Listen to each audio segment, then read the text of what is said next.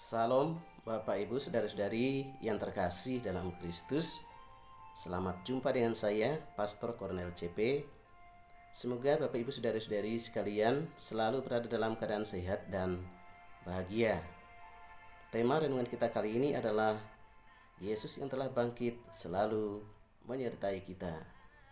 Bahan renungan diambil dari Injil Lukas bab 24 ayat 35 sampai dengan 43. Dalam minggu ini kita memasuki Minggu Paskah yang ketiga.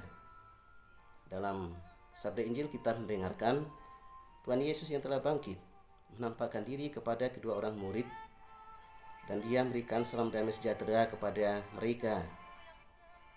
Kemudian pada awalnya para murid merasa ketakutan oleh karena mengira bahwa yang datang kepada mereka adalah hantu. Setelah mendengar penjelasan Tuhan Yesus, barulah mereka sadar bahwa yang hadir di tengah mereka adalah Yesus Sang Guru yang mereka ikuti selama ini.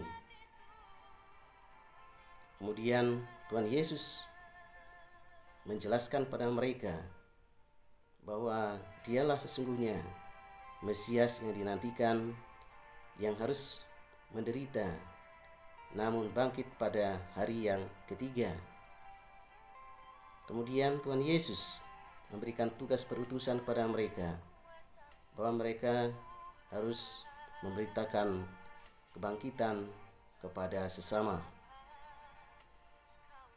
Bapak Ibu Saudara-saudari yang terkasih dalam Kristus, dalam setiap kisah penampakan Tuhan Yesus selalu ada 3 unsur penting di dalam kisah itu. Unsur penting yang pertama adalah bahwa inisiatif penampakan Tuhan itu berasal dari Tuhan sendiri, tidak diusahakan oleh para muridnya. Maka kisah penampakan bagi mereka yang mengalami penampakan itu merupakan suatu karunia. Unsur penting yang kedua adalah ketika terjadi penampakan Tuhan, maka para murid selalu mengakui dan meyakini bahwa yang hadir di hadapan mereka adalah Yesus dari Nazaret, Mesias Juru Selamat manusia. Unsur penting yang ketiga adalah setiap penampakan itu selalu mengandung pesan supaya para muridnya menjadi pewarta kabar gembira, menjadi utusan tentang kebangkitan Kristus itu. Bapak Ibu Saudara-saudari yang terkasih dalam Kristus, maka yang terpenting bagi kita adalah apa makna kisah penampakan Tuhan bagi hidup iman kita. Pesan yang pertama adalah bahwa Yesus menampakkan diri kepada para muridnya terjadi dalam keseharian hidup mereka. Penampakan tidak terjadi di genisah atau di rumah ibadah. Penampakan Yesus terjadi ketika para murid sedang bekerja, menjala ikan misalnya.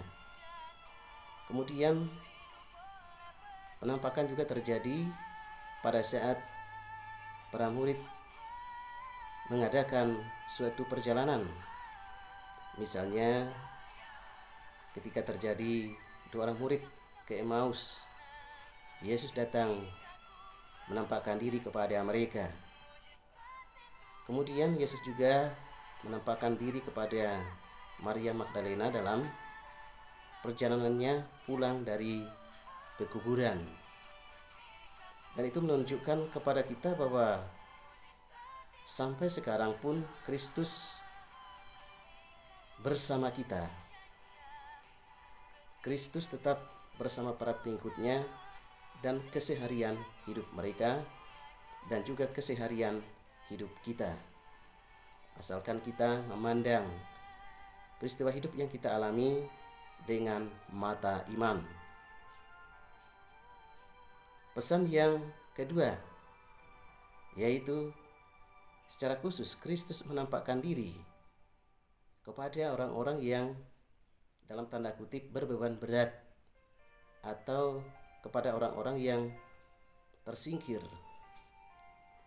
Hal itu tampak terjadi penampakan Yesus dengan Maria Magdalena, seorang wanita yang pendosa. Dia disingkirkan dari agama dan dari masyarakat. Setelah mengalami penampakan itu, Maria Magdalena diteguhkan, dikuatkan, dan menjadi pengikut Kristus yang baik.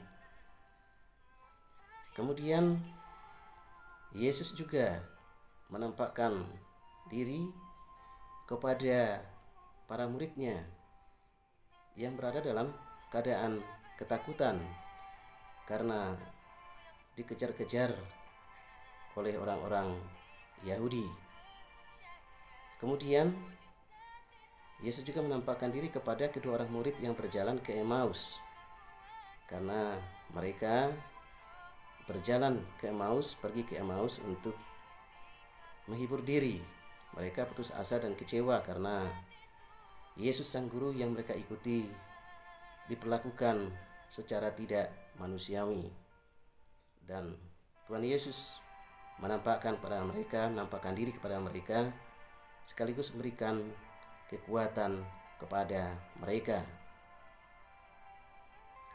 Bapak, Ibu, saudara-saudari yang terkasih dalam Kristus, itu tandanya bahwa dalam situasi hidup yang berat, Tuhan hadir, hidup dan selalu menyertai mereka, dan juga Dia selalu menyertai hidup kita.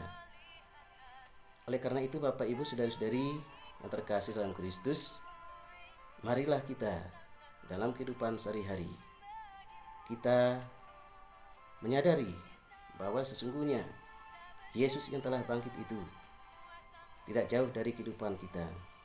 Dia hadir bersama kita, Dia berjalan bersama kita. Sehingga demikian, maka kita pun haruslah tetap menjadi orang yang beriman bersemangat, jadi orang beriman yang sungguh-sungguh berani untuk mewartakan kabar gembira melalui teladan hidup kita sehari-hari. Semoga demikian, Tuhan memberkati kita. Amin.